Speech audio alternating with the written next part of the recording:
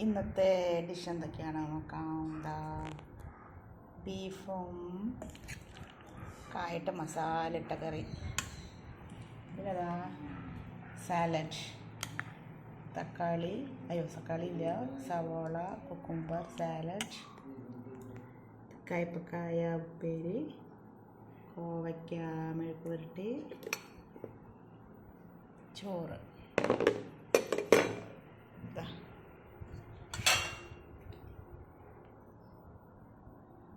ഇന്നത്തെ ഡിഷ് അടിപൊളിയല്ലേ. സാലഡ്, ഇറച്ചി കഴിക്കുമ്പോൾ സാലഡ് കഴിക്കും.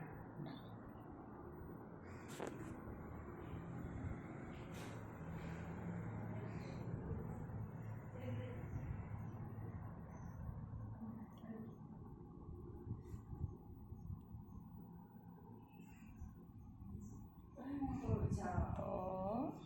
അടുത്ത വീഡിയോയിൽ കാണാം. Thank you.